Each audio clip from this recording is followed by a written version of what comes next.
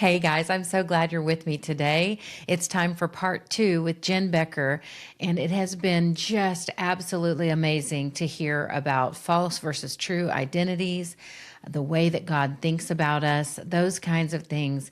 Today, buckle in because we started talking about some issues regarding ICE and some of the political things that are happening in our climate. But it's not, the focus isn't really that. It's the general idea of what happens as we walk in our false identity versus how we can really live unoffendable in our true identity. So we'll discuss being unoffendable and we'll discuss our true enemy. We really do have an enemy, but it's not maybe who you think it is. I do want to encourage you, if you haven't listened to last week's, the first episode with Jen Becker, go back and give that a listen first because it's going to feel very much like we're hopping into the middle of an episode because we are. We're hopping into part two, which was really the middle of our conversation. So if you haven't heard last week, please go back and listen to that so that you'll have more understanding of where we're jumping into today. So thanks for being with us and enjoy. These issues, they're massive issues. This is not like, these are not, they don't have simple solutions. This whole situation that's going on right now in Minnesota, there is nothing, there is a simple answer, but it would take cooperation from everyone, right? And that, when I mean that is looking through eyes of love and peace and really truly what faith dictates that we do. But it's like, that's not one side or the other doesn't have a hold of that because this is so multifaceted. Yeah. There are people that were let into our country and their only intent to be here was harm. They left their country and now they're harming here. And there's other people that were just running from harm. And so their best choice was to come here illegally. And, you have the one group that are saying, okay, well, if they would just do it the legal way, then none of this would be a problem. And there's some truth in that, but also we're not looking at the humanity. The humanity is maybe they started the process and something else externally happened and that mom is saying, I've got to get my child to safety, because we're going to die, right? Yeah. And I think it's so multifaceted and we're trying to make it either this side's right or this side's right. Both sides are terribly wrong. Yeah. Because the truth is somewhere in the middle. We've got to deal with this situation of so many people being here illegally, but we also need to deal from a place of peace and love. And the amount of time, effort, and money it's going to take to sort all that through, it's a lot. It's a lot. But if we were all kind of going towards and that's where, again, this is all outside of our pay grade. It's where we need that conversation with God that says, Lord, what looks best to me in this situation is this thing, but you see what's best. So we pray for our leadership, put the right people in the right places to bring about whatever it is that is the best situation for all involved. But it's going back to those. I think a lot of people have put their identity in, I am a supporter of ICE or I am a supporter of the immigrants. Yep. And that's their identity. It's 100%. Become an identity. And now anything against that doesn't line up with what I'm supporting and yoking myself to, now you are the enemy. Absolutely. And so we've got to be separated. And not only do we have to be separated, I have to hate you. Yes. Like violently hate you. Yeah. Yes. And so it's like I am imploring with our Christian brothers and sisters, because I'm like you. I have people who are claiming to be yoked with Christ, united with Christ on both sides. And I believe, I know these people, and I know that they love Jesus. Yeah. But we've gotten, Jesus isn't divided. Yeah. But people that love Jesus are divided. And so what do we do, to get back? And so I just think it's so good, first of all, to realize that every day we are going to deal with not being whole in some way. And we have to start fresh every day. His mercies are new every morning. Yep. And just sit before the Lord and say, God, where am I showing up not whole today? What are the things what are these emotions that I'm having? The eye roll. I love that. You said, where's the place where I'm just like, whatever, I have to deal with this. and what false identity am I bringing into it? Because I think most people aren't out there just trying to hurt the world, right? Opposite. Most people are like, man, full of compassion Yeah. on whatever side that they're on, but it's like the realization that we only actually have one enemy. Yeah. Like there's only one. And it's the same for all of us. It's like, okay, so then what if, then that's been my prayer lately. Can we just all see the actual enemy? Because it's not hard to see it. Like once your eyes are attuned to it, it's not hard to see it. And so like if I realize that this guy that's, you know, fighting in the street with me isn't my actual enemy, it's gonna change how I behave in the situation. And so it's like, man, can I that's just been my prayer. Like, can we start to see the true enemy for what the true enemy is, and it's not the person that's in my neighborhood. That's right. Which I just think it's like really, but again, like you said, it's so like there are these big fortified protected beliefs that if you wear this hat or you wear this vest, then that makes you whatever, right? And now you're the enemy. You basically put on enemy uniform. And Yeah. so it's like now it's like no matter what, like I'm so in a false identity that that is the enemy that I can't see outside of it. And then we act surprised when destruction takes place. Right. When it's like these two false identities fighting against each other that they're both, I mean, the only two strategies of the enemy are deception and accusation. So just to realize, but again, there's it again. We are so afraid to admit that we've been deceived because that would make us bad. Yes. Now I'm wrong. Now I'm wrong. And then Now now I'm bad. And I'm not going to be bad because if I'm bad, then we know what happens to bad people. Then we have to go where the bad people go, and we have to do what the bad people do. And until you sit with the people that have been deemed bad, who aren't actually bad, it's like, oh, like, dang, okay, then why am I afraid of being lumped in with them when they're actually pretty good? They're actually better than a lot of the ones who are good. It's like, okay, that is so the kingdom. So can we just be released from this pressure to avoid being wrong for the sake of being bad? Yeah. And, yeah. That makes me think about, it's interesting because as you were saying, this hat or this vest, or if I'm doing this thing, if everybody was just walking around in their plain street clothes and they're at the grocery store and something terrible happens, there's a fire at the grocery store. This is just so random, but so, and there's little children that are at risk. I see, for the most part, most people running to go save 100%. because they're not wearing a hat or they're not wearing a thing, and so you don't know which side they're on, if they're the enemy or not, right? The enemy. Yeah. And most people would go running to help every person there and get them out as best they could and then get out of there, right? I think most people, because in that moment they would recognize the humanity That's right. of the other people around. And I think where we've gotten a lot of in trouble is that we're not recognizing the humanity of people because they are part of this gang or this group or this.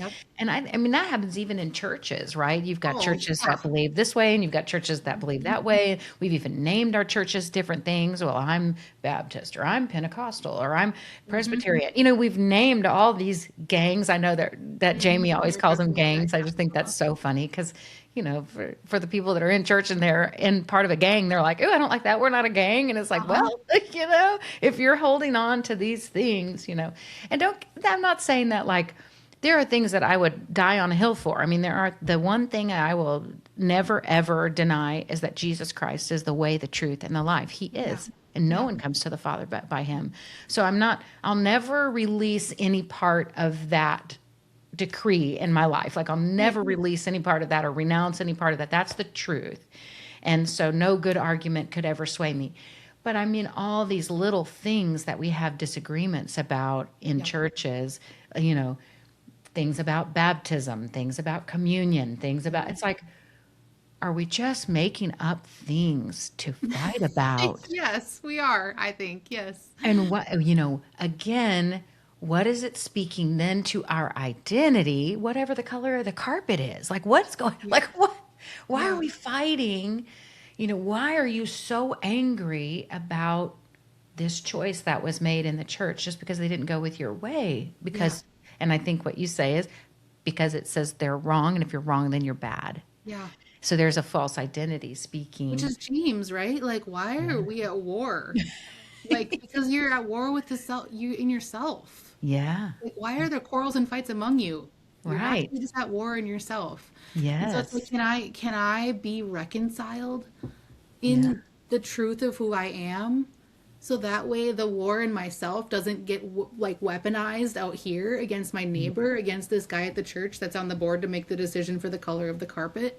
Like, can Right. I, like, I'm at war in myself. That's the only reason why I'd be offended about the color of the carpet or about how, whether this person was baptized correctly or not, or enough times or too many times. There's that too.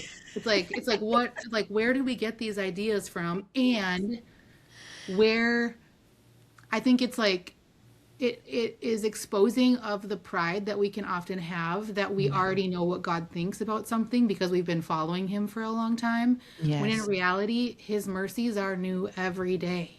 It's so Like good.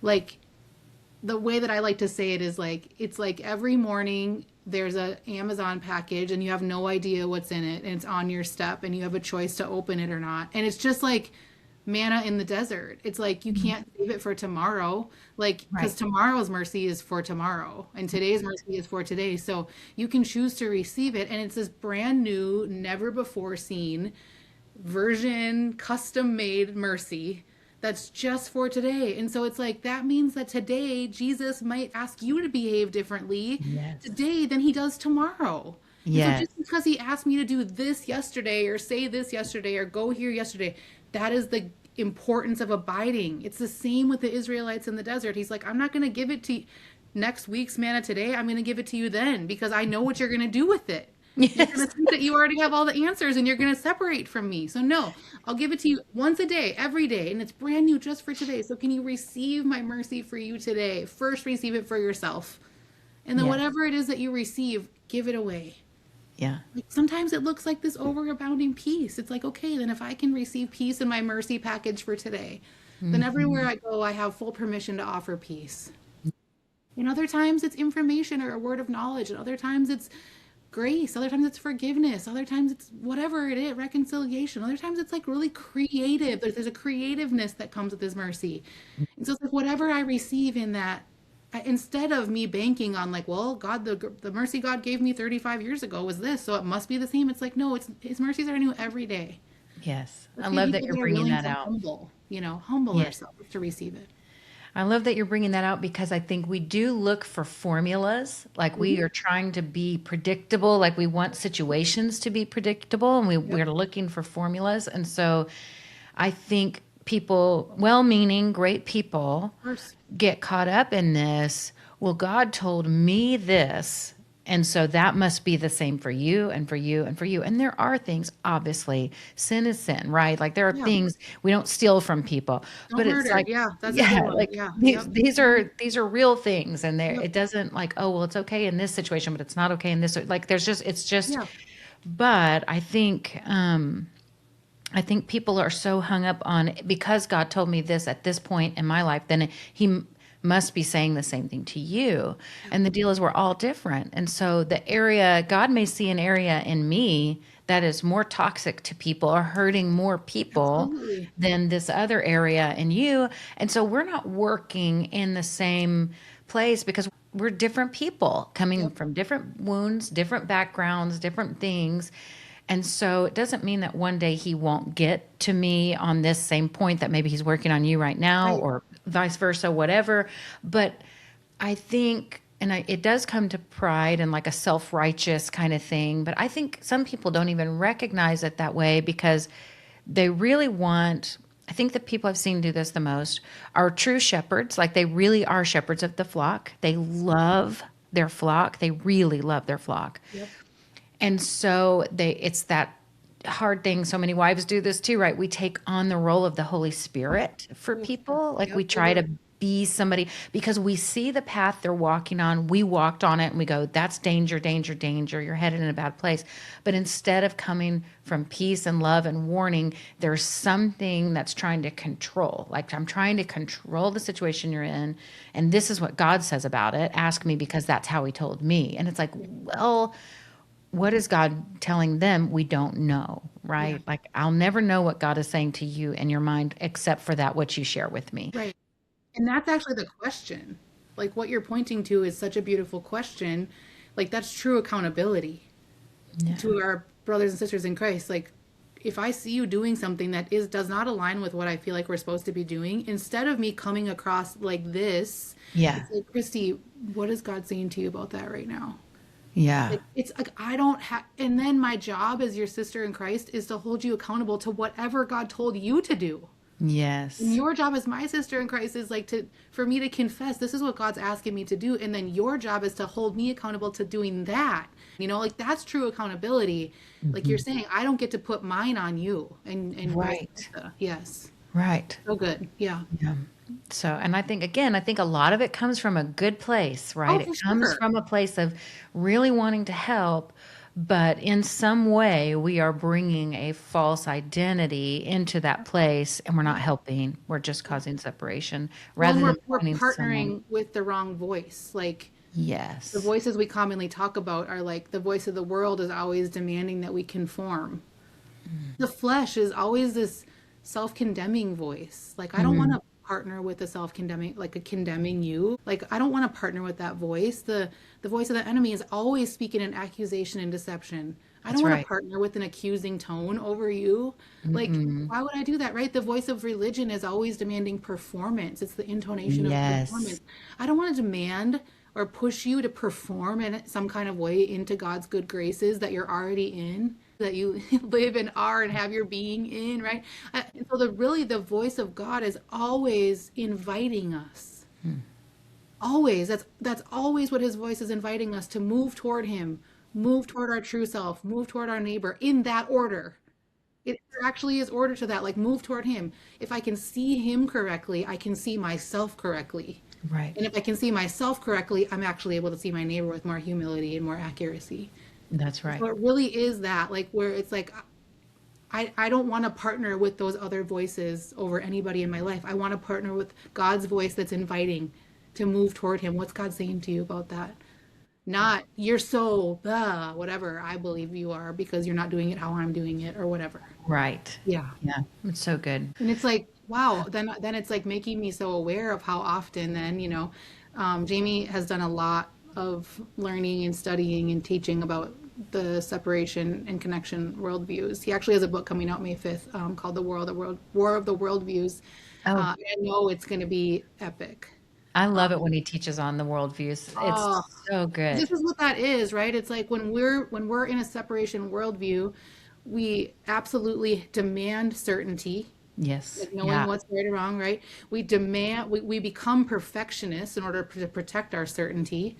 And then Right. it's all about self-protection, self-promotion. When we say self, I oftentimes what we mean is protection for ourselves, but also protection for our tribe, Yes. Right. right? Sure. And so Hmm. then the connected worldview is the opposite, where instead of certainty, we open up our minds to the possibility of mystery. Mystery doesn't mean unknowable, it means infinitely knowable. Like, what if there's more than one way to solve this equation? What if there's more than one way, right? And when we Yeah. have permission for mystery, now we can embrace fallibility. Like, worst case scenario, I tried and it didn't work. That doesn't make me bad. It just makes me wrong and I can try again. Like, Yes. And I oh learned well, something, hopefully, learn right? something, right? And then we move forward. And it's, And then it's the I, common good. Now we're yeah. in the common good. It's like it's not about me or you or my tribe or your tribe. It's like what is actually best for all of us? What is best Yeah. for you and for me and for us to experience the kingdom? And yeah, it's a totally different way of living. But like you said, once we see this, we can't unsee it. Like the other day I was at Target and I was, checking out and it's funny that we still have magazines, but we do. And I was like, the magazine rack, and it's like, how to lose 10 pounds before swimsuit season, how to make your Husband, do what you want him to do, basically. How to make your house look like Jennifer Aniston's house. How to get abs like, and it's like this whole, every headline is all just like, yep, you're not enough. There's not enough. We don't have enough. Like, Yep. if you're wrong, you're bad. It's like, it's all promoting this message that you do not have enough and you need to self protect and self promote. Otherwise, you're in danger of not having the marriage that you want, not having a home that's presentable, not looking good in a swimsuit, not being, it's like, okay, like everything Yeah. is sort of yelling at us with these other voices. And then yet God's still small voice is like, hey, come here. Let me tell you the truth about who I am. Yeah. But we have to pause ourselves to listen for that voice. Yes. That's so good. I'm glad you said that because we aren't very good at being still. We aren't, and he says that, right? Be still and know that I am God. When we get still and we listen to him, I think busyness has just got us running here and there and going everywhere. And in it, we're not mindful. I think it's easier when we're busy to forget the other, because we're Oh, so yeah. wrapped up in us, it's hard to remember the other. Hmm. And God says, love me and then love other people the way that, Yeah. right, in the same way that you love yourself. And so Hmm. it's just, I think, first of all, I think we're having a hard time loving God because I think a lot of people have God in the wrong identity.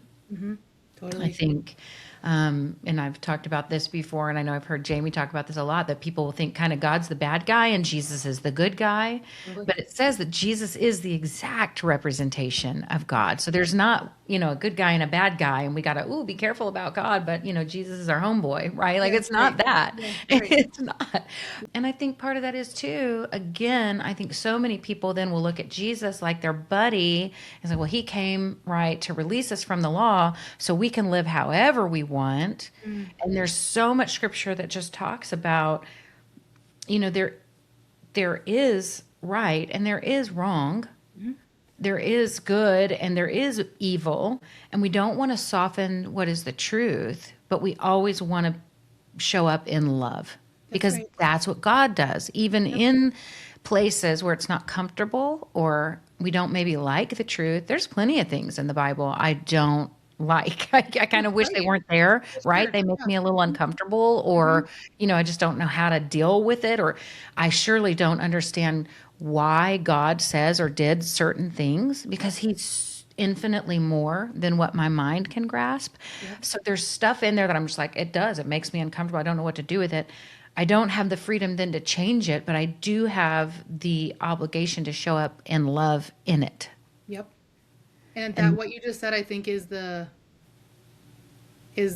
sort of the precipice for the concept of identity, because how we show up in love is that we show up in our true identity. yes, That if that's I right. if I and really, like, I was taught early on in my faith, like I was 24 when I came to know the Lord, and I didn't want to be a Christian up until then because I didn't want to be bored and angry. That's what I would tell people that would invite me. I don't want to be bored and angry. Not into it. No thanks. And it's funny because I'm the opposite now. I'm the opposite of either of those. But um, when I early on in my faith, I was told, like, if you want joy, the proper order to live your life is Jesus, others, and then yourself. Hmm. And the longer that I've lived, I think that the truth is it's Jesus, myself, and then others. If I can love him, it's going to allow me to love me. I want, like Jamie says this all the time, God wants us to love what love did when love made us. That we would look at ourselves in the mirror and be so grateful that God made us the way that he made us. And it's in that acceptance and love for myself that now I actually have acceptance and love to offer to my neighbor who I disagree with. Otherwise, I'm just performing my way into this Christian nicety that's not, Right. in reality, I hate you. And in reality, I'm afraid of you. And in reality, but I know that this is the right thing to do. So I'm going to perform my way so that I appease God. It's like, Right. no, we are not asked to do that. We are asked to Right. reconcile ourselves to the truth of what he says about us and the lies that we're believing, that we would know the truth. The truth would set us free. I'm free, then I can actually behave in freedom with my neighbor who's difficult to love Right. because I'm not offendable in my true identity. And I don't Yeah. have to try to love you in my true identity. It naturally just loves you because it's not a performance, right? And so it really is like a realigning of the way that we even see ourselves and the role of Christian love. Yeah. It looks like learn who God actually is. In light of who he actually is, realize that you are an image bearer. Like Yeah. whatever you love about him is likely true about you. Like if you love how patient he is, you're likely actually a really patient person. You just didn't know that. You're likely really, if you love his compassion, you're likely a really compassionate person. You just didn't realize that because the world's been telling you otherwise for your whole life. Right? And so it's like, learn who he actually is, receive that identity from him, and then just let him teach you how to be it. The beautiful thing about identity is that he teaches us how to be what he calls us by being it to us. Yes. Right. He Like, modeled it before. Everything he's modeled before us. and even now, like he calls me vestibule. That's one of my identities, a safe place between places. And when I think about my life and my story, it's like, yes, I get to be a vestibule in a lot of people's life and story, where I'm kind of people pass through my life a lot in lots of different ways. And part of my role is to like equip and empower and like shake anything loose that you need before you kind of step into your next thing. And I only know how to be that because he is that to me. Yeah. Like, like he is consistently vestibuling me. And that's how I know how to do it. Like when I'm asking him, God, what do you want me to know? What do you want me to do? He's being a safe place between places for me on this, right? And so whatever Jamie's an untire of knots. Like Jamie knows how to be an untire of knots because God is an untire of knots to him. That's right. Like that's how he teaches us how to be what he calls us. And so it's really beautiful invitation to know our identities and to realize that I really think that's the foundational element to us starting to heal on a micro level, right? Like in our own traumas, like our personal traumas, our family traumas, our neighborhood traumas, our community traumas, our state traumas, our national traumas, our global traumas. It all starts with reconciling this. It's out of that we flow into healing and wholeness, right? When I think of Isaiah 61, like the sovereign Lord is upon us, that he would bring, right, like connection. He says to bind up the hearts of the brokenhearted, to release those who are captive, to set free the prisoner, to announce that the day of joy has come. It's like, but it starts here with binding up the hearts of the brokenhearted in each of us. And then we go from there. It's good. I want to go back a little bit because I think you're right with the Jesus, others, you. It's so funny. I've never thought about that. And I think part of that, right, is the fact that Jesus came to serve and not to be served. So they're saying you put others before yourself in a humility kind of way. Yep. But I think you're right in receiving. We've got to receive from God. And Jesus showed it, we talk about Jesus being the model. He modeled that for us all the time. Absolutely. Because how often did it say that he pulled away and went by himself to be with the Lord? Why? Because he needed to be with God to receive back into himself who he is. And we can look at that like, when we want to look at this identity, we want to see how far this goes. Like what happened when Jesus, he's baptized, God shows up and God, what? Bestows identity on him. And he says, this is my son in who I'm well pleased. So God announces his identity for everyone that was there to hear. And then right after that, Jesus goes into the desert. And the first thing that happens when he goes in the desert, Satan shows up to him after he's been, fasting for 40 days hungry. He says, if you are the son of God, right? Like what does he do? He attacks his identity because that's what, if he can get us in a false identity, he's got us. And now we're going to self-protect, self-promote, hurt other people. And we're not receiving who we are that God said. And I think they were well-meaning with the Jesus other you, because for sure we are to serve others. For sure we are to humble ourselves and think of others more highly, right, than we think of ourselves. But that's not a self-degrading. It's not a self-degrading. It's taught that, it's taught that a lot. Like yes. you don't need to care about yourself. You need to care about them. Which then what am I actually offering? And that too, I think, comes because we all probably know some people who in our life have operated in a narcissistic pattern where everything is about them, right? And it's not about wholeness or this. It's just it's because that false identity is so insecure with who they are. so feeling unloved, abandoned, alone that they, then they make everything about themselves because they can never get full. Yep. It's a Well, and then totally, also we're afraid that, I mean, that's the other sort of narrative on this, is that humans are innately sinful.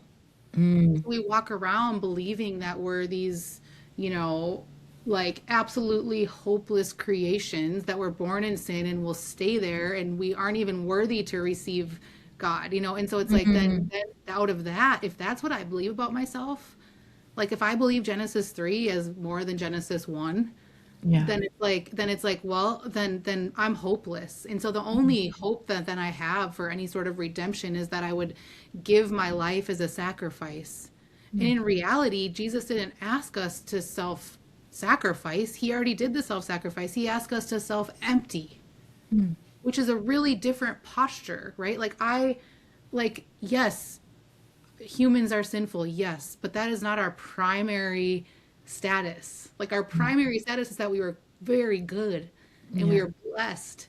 And as we live that life, right? Like yes, we fall into things that are sin, right? That cause us to believe lies that are not true about us and behave as if we're separated. Like that is all true.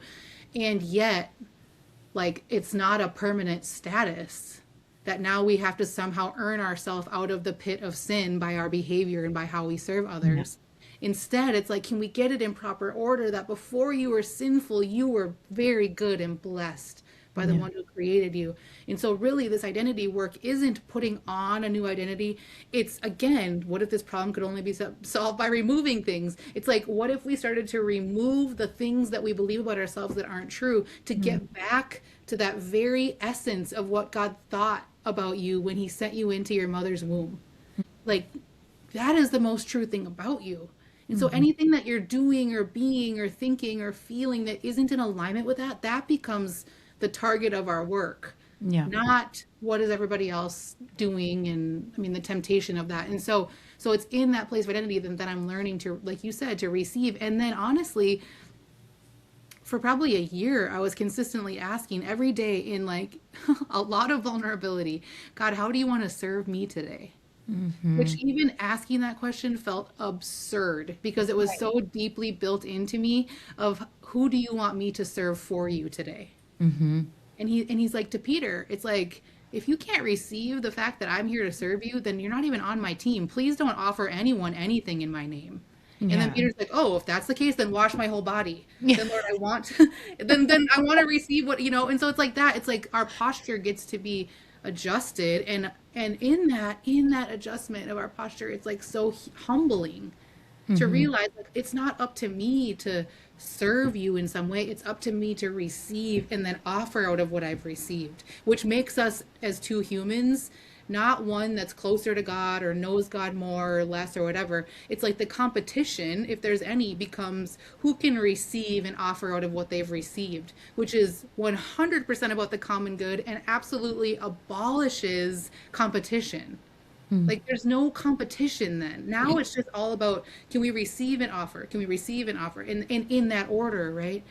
And right, so it is well intentioned to get us like outside of thinking about ourself and this concept of like, self-helpy kind of like it's all about me and my preferences and my boundaries or whatever. It's like yeah, that's not the kind of thing that God's inviting us into. He's right, inviting us into knowing the truth about what he says about us and then behaving according to that. And then making space for our neighbor to do the same. Like that's the other part. Like we need to make space, especially I think as Christians, to allow people in our lives to reintroduce themselves.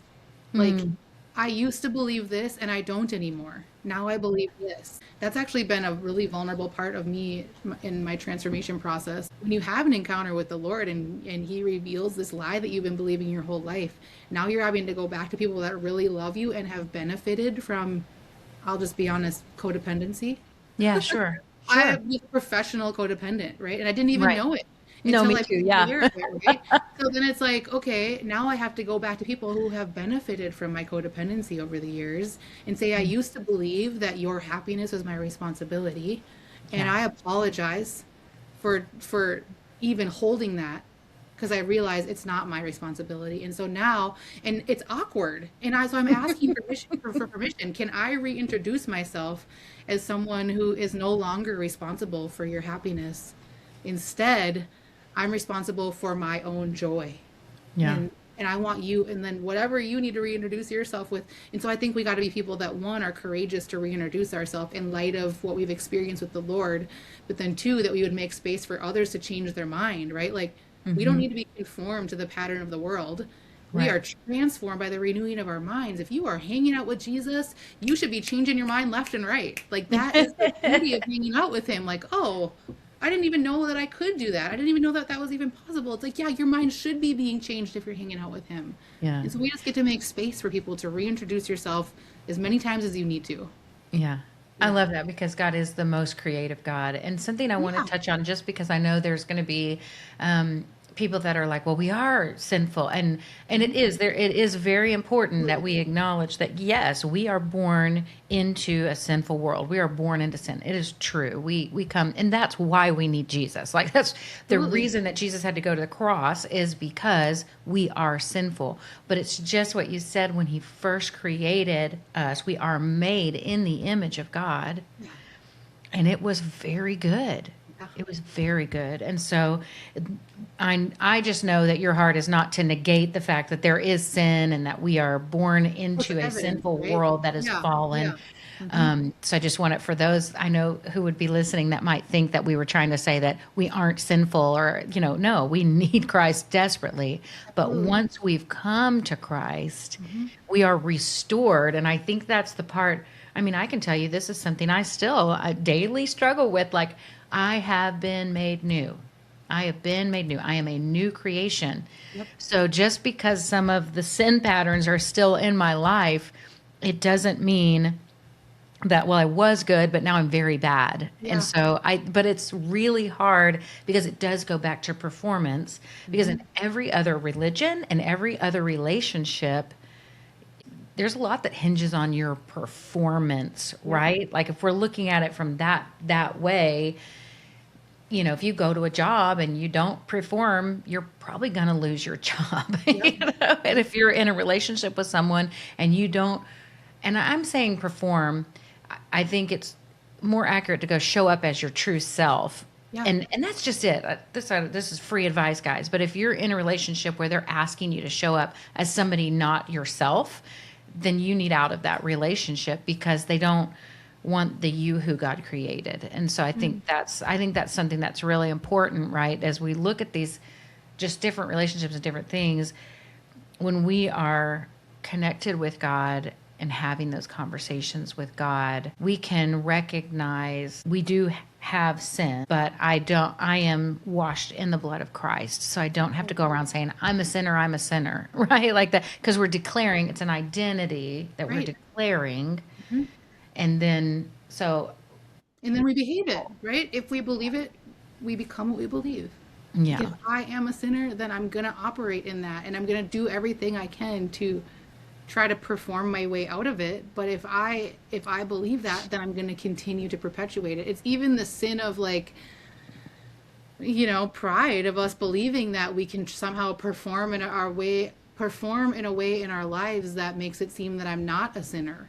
Like, even that, it's like, that's even sin, right? Yes, it's like no, see, I don't sin. Like, you should be more like me. It's like, that in and of itself is sinful. Yeah. And so it's like, can we just be, like, released from the pressure to try to, instead, can we, like, yeah, God, what do you want? Is there anything in me? I love that Psalm 139 prayer, really.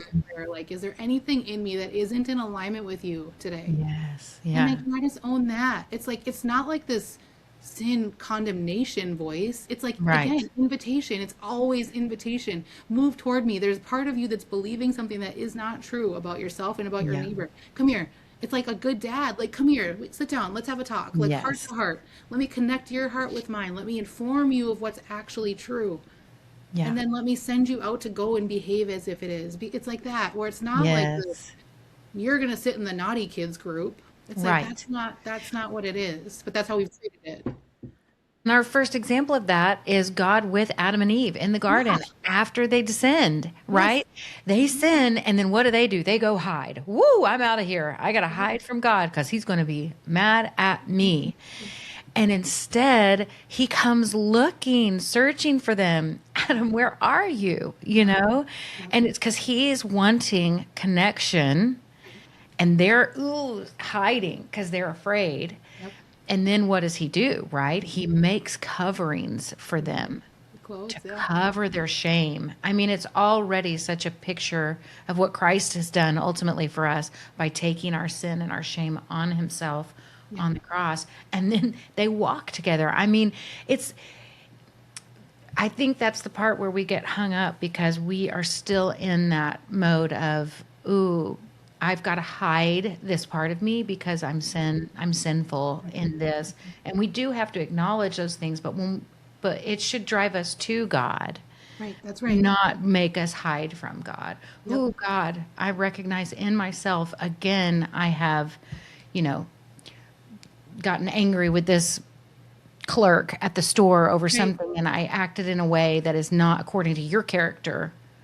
Help me to see these things. And so I do think we have to acknowledge, but it's like acknowledging doesn't mean taking that on as an identity It doesn't. because who we are is we are yoked with Christ. We Right. are in his love and therefore we can be conduits of his love to others. And I love one of the things Jamie says that I really love is like when we enter a room, we bring the kingdom with us, right? Like we are bringing the kingdom of God, and that is love and joy and peace and patience and all the beautiful fruits of the Spirit. Who he has made us is our gift to others. And That's and when we are blessed, it's just like when he told the Israelites, I've blessed you to be a blessing. Yep. He does the same for us. He blesses me in order that I might be a blessing to other people That's right. and being his hands and feet. Yep. In our identity, right? Like it's like that. It's like then there's no competition. If I'm blessed to be a vestibule,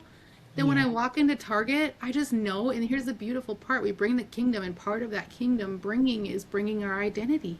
Like Yes. my identity naturally lends itself to wherever I am, whether I want it to or not. Naturally, when I walk in the room, what I know is that my identity is lending itself to people thinking about making a transition. Yeah. I don't know how or what. I've thought for years that I had some kind of magnet because people will constantly come up and just start telling me stuff. But I'm Yeah. like, we're in the vacuum aisle at Target and someone's just coming and telling me about they're just considering making this change. For years I was like, what is wrong with me? Like, what do I have on me? It's always beautiful, but it just was like my family would be like, oh, there's someone in the vacuum aisle with mom again, kind of thing. But now it's like I know it's because our identities just lend themselves. And if I'm a willing conduit to participate in that, then then it does bring the kingdom. And so it's like, gosh, what a gift to be aware that not only does my identity lend itself to the room, but then every other image bearer in this Target store is Yes. lending their identity to me. And so Yeah. then it like causes my sort of antennas to be up, like, God, what are you saying in this room right now with these identities in this room? Yeah. Like, what are you saying? How do you feel about it? Is there anything that you want me to know about being in this place right now? It becomes this adventurous way of living to Yes. realize that it's not like this, because the threat in that religious voice that demands performance, the threat that is associated with that if you don't perform is separation. Right. If you don't do it how you should be doing it, then it's going to cost you in separation from God. And so Right. so many of us have believed that as a lie, even though it says like there's no condemnation for those in Christ Right. Jesus. You can't be separated from Nothing can God. separate Not you from even the hell love of God. itself can Yes. separate you, right? And so it's like then if I'm walking around in Target, I'm going to use that example, believing that I'm separated from God, I'm missing out on all of this like opportunity to participate in the kingdom. And so it's Yes. just that one little lie, that lie of separation that prevents us from, one, being a gift to the world, and two, receiving others' gifts to me in Yes. that place, right? And so it's like, That's can we just important. crush the lie of separation? That Mm-hmm. even in my most sinful moment, that God is not like, oh, sorry, time out for you. He's like, come here, come here, come here, come here. That's always his voice. Always, Yeah. always. It's like, come here. It's never get away from me. Yeah, that's Yeah. right. That's so good. I think it's so funny because I think about that with people, you know, it makes us uncomfortable to be around people who aren't maybe wired the same way we are. You know, I don't know, the years ago the whole Enneagram thing was huge, right? And people are Yes. like, I'm a 9, I'm an 8, I'm a whatever, and you just can see. And I did enjoy road. I read that Road Back to You book, Yep. and it was about the Enneagram, and I did enjoy that. But what I enjoyed about it is it enlightened some things for me on personality types that are very different than mine. Yeah. And just the way that we receive and process information is very different. And again, some of that's because of our upbringing and our different wounds and whatever. But Yep. some of it is also just some people were wired to be more, I'm going to look at the situation and try to tell you every bad thing that could happen. And others are just kind of like, hey, I came in the room and we're going to celebrate, you know. And it's like there's all this. And then others are very, this was the one I was super uncomfortable with, right? They're not afraid of conflict. They're not afraid to just get in there. So to me, it comes across as aggressive, right? And just like, ooh, like they just want to hurt people. That's what it comes across as. But when you start looking at it, those attributes can be really beautiful if they're living in their true identity and not a false Absolutely. identity. Every number in the Enneagram is vital. It's Absolutely. vital Yep. for a society to operate the way it's supposed to operate. And so it's Yep. crazy because we want to get offended because Sally thinks different than Jan, and you know, and we want to say one of them is right and one of them is wrong. It's like, no, we're all just coming, what does Sally have to offer? What does Jan have to offer? It's going to be different, and then different from what I have to offer. Yep. But together, it makes something that we could never have made separately. We Yeah, never that's could right. have brought together this thing. And so I think it's super healthy to go into every situation. It's just like you said, and trying to look at every situation like, what is God inviting me into, even the hard things, Yep. because you know, when God invites us into a new job that pays better, that puts us in a place where the people are really good to us or whatever, we love that For invitation. sure. We receive it as a blessing from the Lord. Yeah.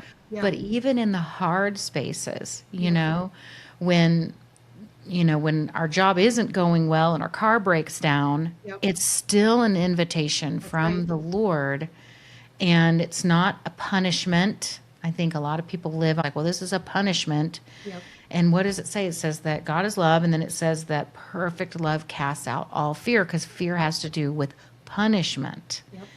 And so it's not, don't hold God in a holy place of awe. We are to fear him in that way, Of course. but we are not to be afraid of the punishment, like, oh, God made my car break down. You know what? No, but he Yep. is inviting you when your car broke down. He's inviting you to seek him out and say, okay, God, Yep.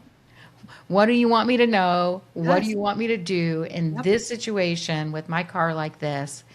And then, yeah, and just look at that. The blessing of God doesn't always look like blessing.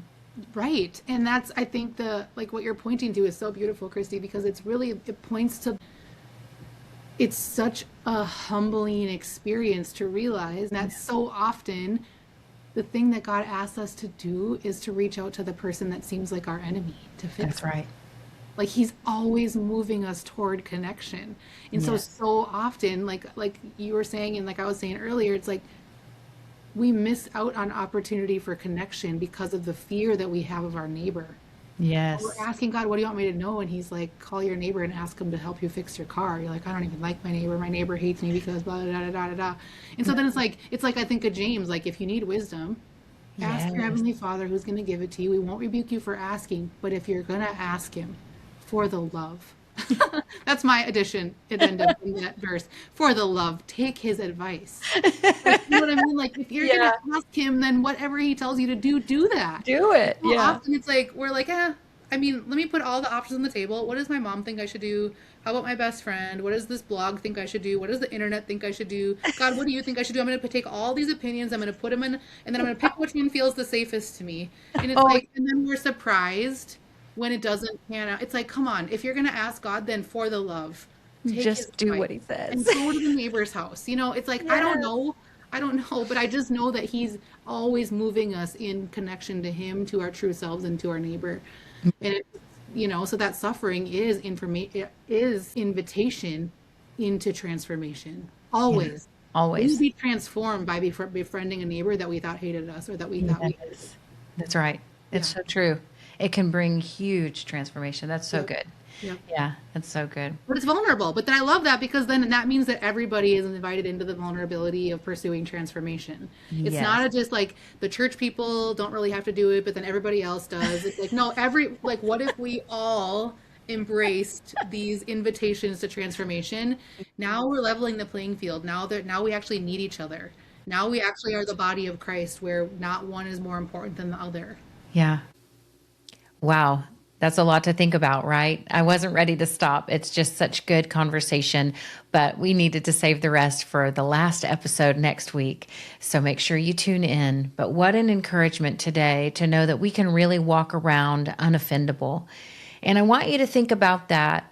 Really, really spend some time thinking about it, because it's one thing to say it, but it's another thing entirely to live a life that's unoffendable. And it's what we've really been called to live as far as it depends on us, to live at peace with those around us. And so part of that is going to mean we've got to deal with the chaos that's inside of us so that we can get to a place where we know who we are, and what that person says doesn't change who I know I am. And so I just really pray that this week you guys can work out areas that you're offendable, and then find out, like, what is it speaking to the deepest part of you that you would take and put your identity in something that is outside of the identity that God created in you and for you. Next week will be our last time to be with Jen, but it's going to be a great episode. So thanks for joining today, and I look forward to seeing you next week.